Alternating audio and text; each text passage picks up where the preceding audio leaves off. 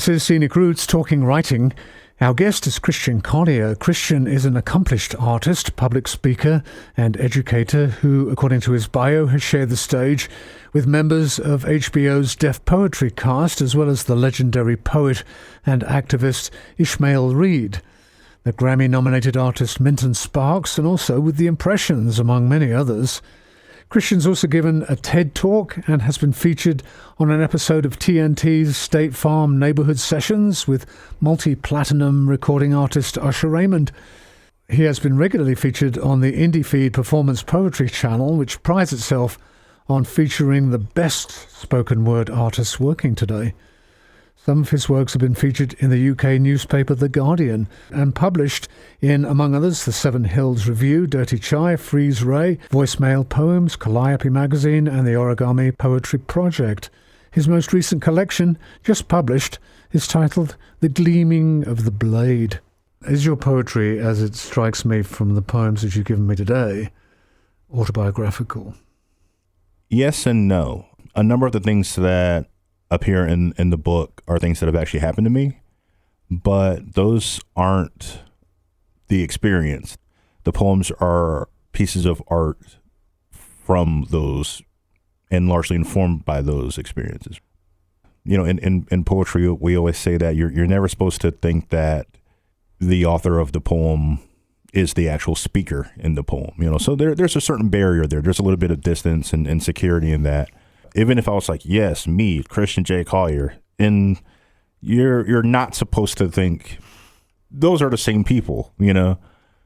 I think that if I were just to sit down and write truly autobiographical poems, I think that that's really limiting to a certain degree. And if I was going to do that, then, I mean, I could just do memoir, you know, and nonfiction or creative nonfiction. But if I want to be able to take the guts of a thing and, you know, kind of stretch out and maybe go in some different directions or maybe travel back through time and talk to somebody who's passed on, or I want to be able to do those things. And I think that if you're just strictly adhering to, here are the events that happened to me 100%, you know, you really kind of cut yourself off from being able to do that. So in that sense, poetry is a kind of alchemical process. You take your immediate direct experience and you write it as a universal, as an experience not necessarily of your own, but an experience of a person in a given situation. And it could be any person. I think you can. I think the older I get, the more estranged from absolutes I think I've become. You know, that's definitely one way to go about it. But I don't think that, you know, that's every writer, every poet's, you know, experience or ethic. I think that one thing, especially for the past few years, you're seeing writers who are a lot more adamant about shifting the gaze. You know, it's not necessarily a universal gaze. Everybody can read the poem, but I am writing directly to this audience. And I think that that's interesting. And it's really kind of a way to, you know, it largely bucks like, quote unquote, the canon, right? Mm-hmm. You know, if you're like, I mean, you guys can be along for the ride, but you're really along for the ride as voyeurs. This is really for these people, you know, this community. And I think that often when that happens, it's to speak to people that writers who have kind of been placed in the canon tend to neglect. So it shifts the conversation when you do that. Is there some sort of universality to that? I think that there also can be, but I also don't think that that's a given, you know. Okay, so we were talking before about audience and perception of audience. So do you have an ideal reader then? Do you write for an ideal reader? I do not. It's funny. When I had to sign my contract for Bull City, they sent along a questionnaire, and that's one of the things that they ask you about is like, you know, who do you see this work largely speaking to? Like, what's your ideal? I was like, I don't know. You know, like because I think that often with writers, what we tend to do tends to be so insular, like it's not like we're necessarily on stages all the time making this thing for a certain set of people that we can just look at and see and identify. I think that when you're, at a desk or wherever you compose, it's really just you versus, the page or the screen. And often if you're submitting your work and it gets picked up, you don't really see who's reading those poems. Somebody out there in the ether is, maybe, or at least they have the option to, because it's in the journal, but you're not able to easily put a face on who that person is. But what about for yourself? Yeah. Are you thinking about, I guess potentially anyway, who your reader is? Do you write specifically for gender, for socioeconomic level, for race, for any of these things that identify a person? Do you have any of those in mind when you write, or do you just write to express how you're feeling at the moment, and with whomever it connects, that's fine with you? Yeah, I don't. I wish I could. But no, I mean, and I think that I've been stunningly blessed, for the past 12, 13 years to have done readings, to do slams and shows and whatever, and to be able to stand in front of and move, a number of people who look like me and a lot of people who don't, So I guess all of those people are, potential readers. If they've enjoyed any part of the things that I've done in that span of time, there's a good chance that maybe they'll sit down with the book and be able to get something cool out of it. But no, I don't really. My writing process changed, and it changed in 2019, and I don't really write with definite intention anymore, and it's a really interesting and liberating process for me. I think that if anything, I think I'm writing to, for the most part, people in my family, people that I'm friends with, and I'm really trying to find ways to honor them in my work. And I know that, it's one of those things where I guess that would be my ideal audience, is being able to kind of show these things to the people that I love, and like, look, like, this is a way for you to kind of get your flowers while you're here. Or if, because I write a lot to friends and family who've passed on, just a way to kind of, in what minor capacity I can to let the world know, these people are really important to me, and they've had significant hands in making me who and what I am. But, on the flip side, I know that most of those people won't really read these things. And I think that for those who do, there's a certain level of analysis and interrogation that I don't think that a lot of people can necessarily bring to the work. And that's not anything like demeaning them or demeaning, my work. I don't think that the work I'm doing is tremendously complicated. It's layered, if anything, but I'm not sure if it's necessarily like super duper complex. So complex that it goes over people's heads. But I just think that, poetry is one of those things that doesn't really pop up on a daily basis in these people's lives, So if you've never, I don't know, if you've never listened to like Afterclang or experimental music, and you're like, hey, I made this record, and it's just all, people in a warehouse banging on pots and pans, that it's really hard to translate that to somebody who I have no point of reference for what you're doing. I'm glad that you've done this thing, but I mean, that's about as high as the elevator goes.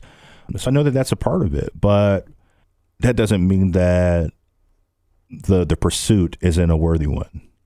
No, it doesn't at all. I think in some respects, producing what we call art, it's both a informed and an unconscious process on the part of the creator. The recipient does the same thing. Right. And, people say all the time, wow, really? That's what you got out of that? Because they bring their own consciousness to it. Right. My wife says to me, I'm your biggest fan, but she never listens. And I think part of the reason she doesn't is because she doesn't feel any need to. Because her perception is that whatever is going out over the air is a product of my experience, at least in part with her and with our conversations. And I think maybe that's true for you too. If you're talking about your family and your friends are probably thinking, well, I can talk to Christian. I don't need to read it. I can talk to him. But people who don't know you get the benefit of a distilled conversation with somebody with whom they may never have a personal encounter. Right. So they get the intimacy and the insight of conversation, even though they don't know the person talking to them directly. Yeah, absolutely. Why did you choose these particular poems to represent your collection? Just curious. Sorry, that's a very broad question. So beginning with Benediction for the Black and Young. Yeah, I figured that, we wouldn't have to go back and edit much. The collection really deals with race and the way that specifically the Black body is seen, and in a lot of cases, like, not seen, right? And I think that anytime you're going to wade into that work, you really have to kind of get into the honesty of it. So I figured, choosing those poems was a good way to make sure that they ran. The N word is in a lot of the poems. So I tried to choose poems that, that really wasn't a factor, or poems that I can kind of easily, move past that language without it really being without compromising something significant from the poem. And for the most part, I think that I don't have it on hand, but I think that the ones that I sent you are largely poems that I've been reading from the book. So these are poems that I kind of have a feel for. I figured that they would be pretty good representatives without necessarily giving like everything away, Got it. Would you mind reading this first poem? Sure, absolutely. Benediction for the Black and Young. Children, we occupy a world not made to carry any of us. Find the slivers of calm in the ash-filled air. Breathe. Do you feel the atoms coming apart around the garlic-white brims of our halos? We are living through a time that took touch from us, wading through the stubble of the burning night, finessing our feet forward as best we can. Let us pray there is a just God at the end of all of this. Let us pray he sees the columns of our dead on the sour buds of the street, then stirs and says, enough. Let us pray the liquor that drags us from the bed of one day and into the next does not run out. Pray the Hennessy and Crown stays put. Pray we can also do the same, sane and intact. Let us lay down our blues and not cross the threshold of another morning howling for those we cannot see buried. Let us pray for the favor of the big sky, for burgundy wings no longer tucked beneath our shoulders and the sheaf below the twitch of the stars. Let us bow our heads and dream a life that loves us better. May it be gold-hued. May our mind sculpt a love supreme that also holds our newborn ghosts. Let us whisper, because history says whenever someone Black wonders aloud about the future, it instantly becomes a bruised sea of days they will never know. Children, if we are only meant to forfeit all that has ever known our names, let us fraternize with the condors who will come to escort us away. Let the stomp of our forelimbs be the last bit of grace we grant this earth. Then let us rest well. Let us be. One of the things I was curious about with this poem is the way that you've put it on the page. Sure. With the line breaks as they are. And line breaks isn't really the best way to describe it. There are spaces between lines. I guess they are line breaks in as much as they are the end of a sentence at the end of a thought. Right. But there's a reason you did it that way. I know there is. Absolutely. You care to share it? Yeah, I absolutely can. There's a poet, Eduardo C. Corral, who's like, anytime that you do a collection, you should always have something that you just don't tell anybody. Like, it's just for you. So I totally was going to do that. But when you asked, I was like, ah. But yeah, I think that I've been really interested for the past few years about the usages of caesuras, which is where you're instilling pauses and breaths into work. And I think that one of the cool things about using caesuras is it allows you as the poet to kind of control time. So I can control the way that you read. If I'm not there in the room, if you're not hearing my voice, if you're just sitting on your own accord and reading this, I'm dictating the way that you get the information. So it gives me the ability to control time, the way that you're lingering on an image, or if you're reading it out loud, I'm showing you where, you should breathe. So the containers are another aspect of the poem that I think is really interesting. And all throughout the collection, I'm doing different things with the containers and the lines. If you're just to look at a collection where all the poems are kind of uniform, they're all formatted the same way and the lines are pretty much, I think that there's a certain possibility that it's gonna pull you out of the collection. Your eye becomes comfortable. Like, oh, they all kind of look like that. But when you see that they're all doing different things, like, oh, wait a minute, And so there's a way automatically you're questioning and you're spending more time with it. So it's another way of bringing the reader into the poem. Yeah, that makes perfect sense. Listening to you talk about it makes me think that standard punctuation and division of lines would be rather perfunctory, and that what you have done is that this isn't perfunctory. I think though one line alone, let us pray. He sees the columns of our dead on the sour buds of the street, then stirs and says, enough, and enough is accented on the page. Mm-hmm. Yeah, you can't read that line casually. Oh, hopefully not. You can't. I feel like since you put it out there, someone's going to be other line. Someone's going to be like, sounds like a challenge to me. Not at all. It's not. That's not my intention. I guess my intention is just to draw attention to the fact that you have given thought to that, and that you have tried to take something inanimate and make it animate. In effect, to put your voice on the printed page. Absolutely.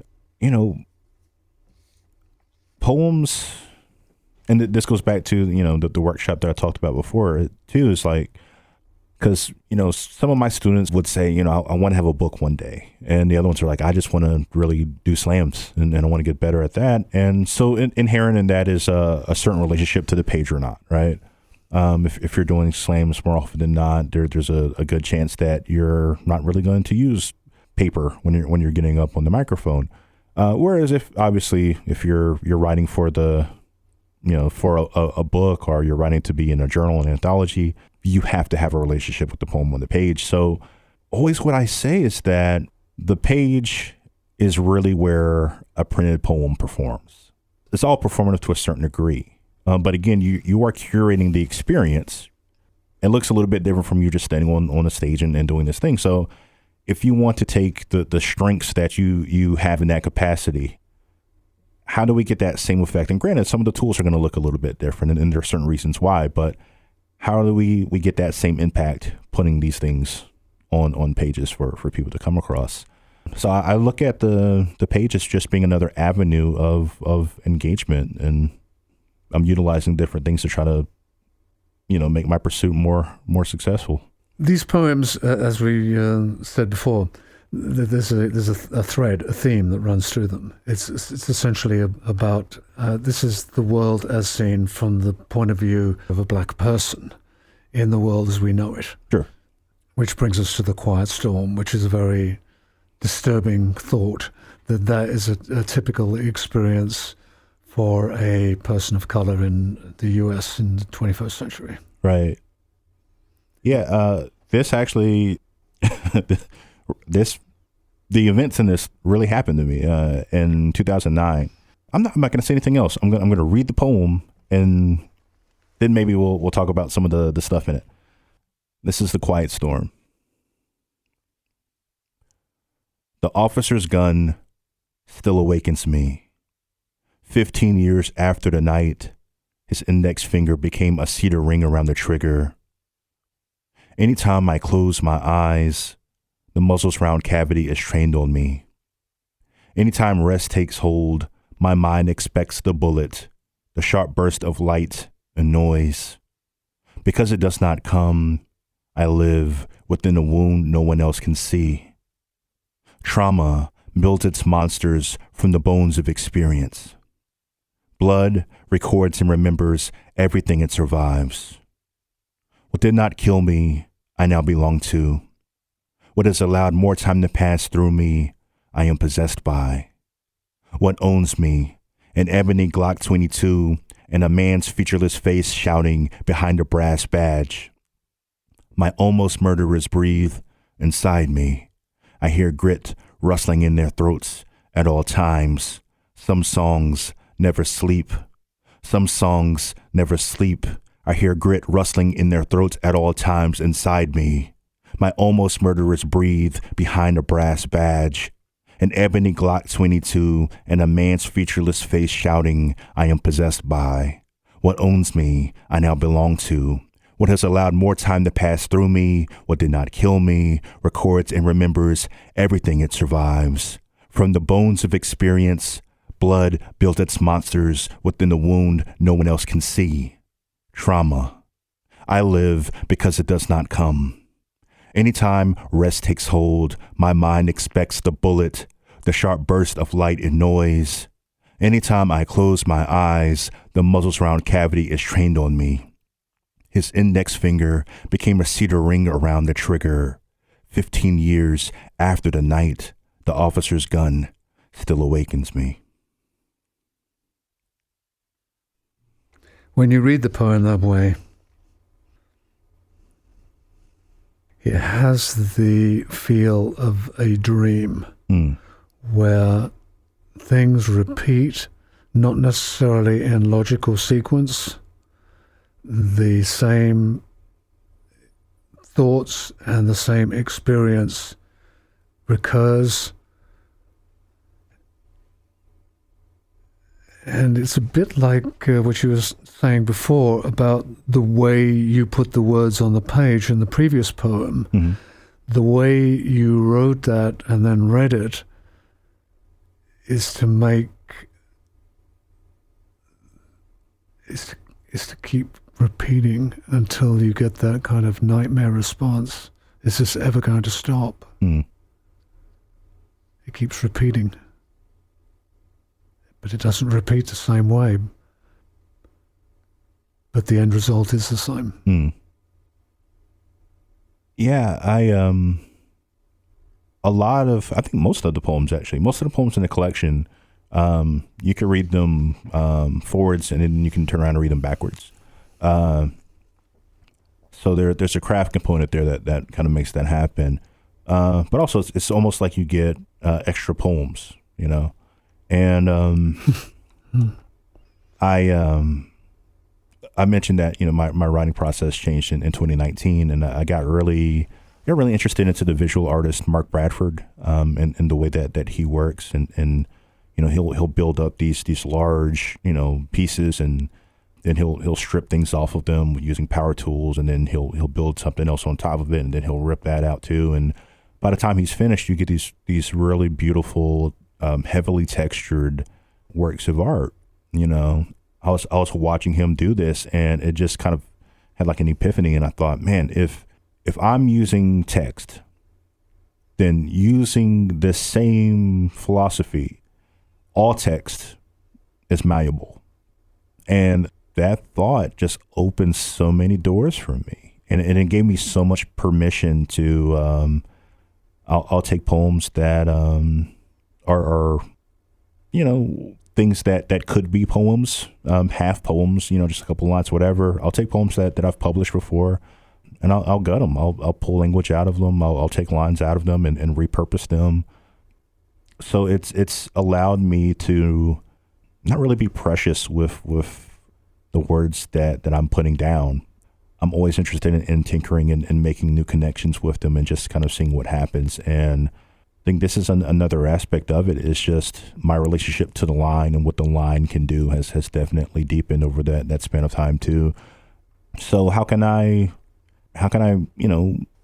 work with language in a way that I'm keeping you on your toes as both the reader, and even if you're not looking at the poem, how can I keep you engaged and on your toes as a listener?